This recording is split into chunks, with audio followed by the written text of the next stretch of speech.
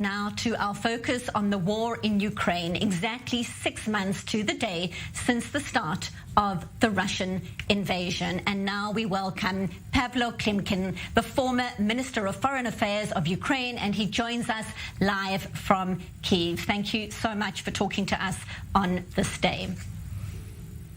Good evening. Thanks for having me, and thanks for standing with Ukraine. So Independence Day is obviously very different this year, coinciding to the day with the 6-month mark since the start of the Russian invasion. Also on this day, President Joe Biden announcing that $2.98 billion investment in security assistance for Ukraine. What are your thoughts on the long-term strategy of the United States? Would it likely last through the winter? Definitely. Because any win of Ukraine is also at the same time a win for the West, for the democratic values and for the stance of democratic society in the 21st century.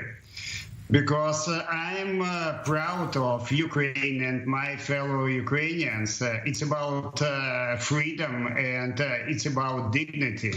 But it's also a completely unique sense of friendship and partnership with other nations.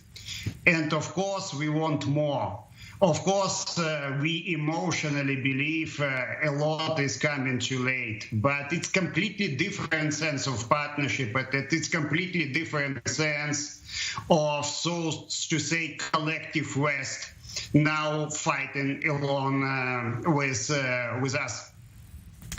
Over and above that, also today, Boris Johnson also announcing that $66 million aid package during that surprise visit to the capital. Pavlo, the Washington Post has outlined intricate details of U.S. intelligence ahead of the invasion. Do you think that Volodymyr Zelensky should have acted sooner on those warnings of a full-scale invasion when you look back to 6 months ago? Well, we should do everything to defend Ukraine from the Russians, and it's difficult to look back without knowing all the infos, because as a former foreign minister, as a former diplomat, I know how sensitive are normally such infos. So we need to look back, and of course, it's about understanding Ukrainian history. It's coming back how it was happening. But now there is just one fundamental point for every one of us. It's about winning. It's about getting together. It's about real fight.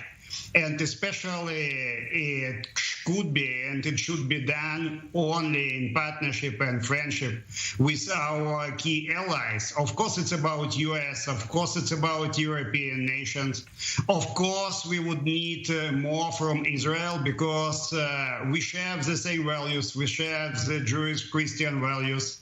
We share the fundamental vision of the world as a democratic world, and we need to strengthen up our partnership further, is clear. And Boris is a good guy, because I see him going in Kiev. It's a good friend. He's a good friend of mine, and he's so committed to helping Ukraine. And I really value it.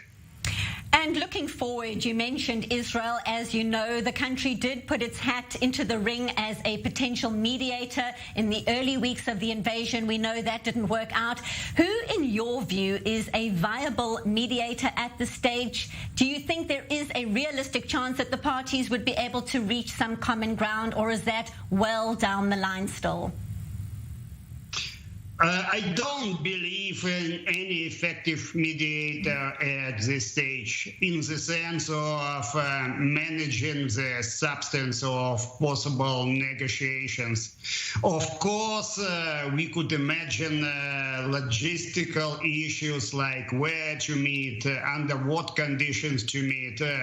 It all could happen, but I fundamentally don't believe in a sort of peace deal with this Russian regime now. And of course, we need to talk to Russia only from the position of strength. We all know that Moscow and the Kremlin understand strengths. So we need to build up our position of strength, and only after that to start any possible negotiations. But so far, I don't see anyone playing effective mediator role point.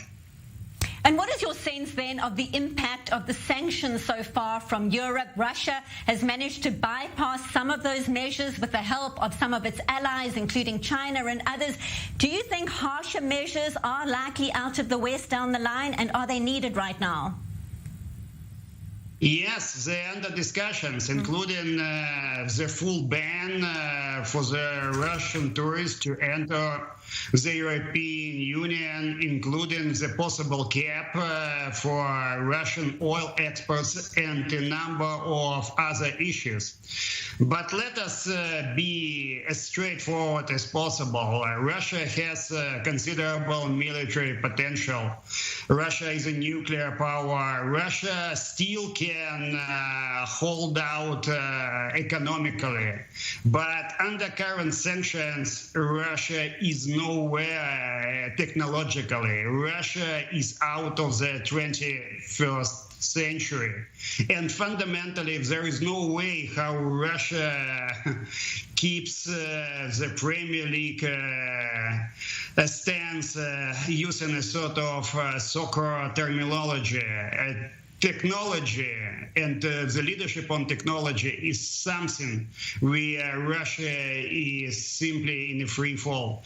And the sanctions started biting, but every week, every month, there are going to be more and more impact, and the Russians will have to react to that. And given what you've been saying, how real, Pavlo, is the nuclear threat? Making sense of Vladimir Putin's next move isn't easy, but if he is feeling backed in a corner, so to speak, might he take that nuclear route? Well, the Russian leadership keeps saying there could be any use of nuclear weapons only as a response. It's entrenched in the Russian strategy, nuclear strategy. But I feel that any sort of red lines are now out of the heads of Russian leadership. I still believe it's unlikely, but I don't believe it's impossible. But any use of nuclear weapons would fundamentally put a final stop, an ultimate stop on this empire. Nobody in the world would tolerate someone using nuclear weapons just to get another country. And we all understand that the Russian invasion is not about NATO enlargement, all kind of threats and kind of games and narrative by the Russians. We clearly understand now from all we know that the Russian invasion is about ruining Ukraine, is about ruining Ukraine as a country, as a statehood, ruining our language, ruining our history. And Vladimir Putin said on many occasions, it's all artificial. But actually, we proved him wrong exactly in these 6 months on our war. He wanted to prove Ukraine is a failed state, but they proved Russia is a failed empire. Well, we certainly appreciate your insight on this day, Independence Day in Ukraine. Thank you for your time, Pavlo Klimkin, and for your analysis. The former Minister of Foreign Affairs of Ukraine speaking to us live from Kiev. Thank you. Thanks for spending with Ukraine.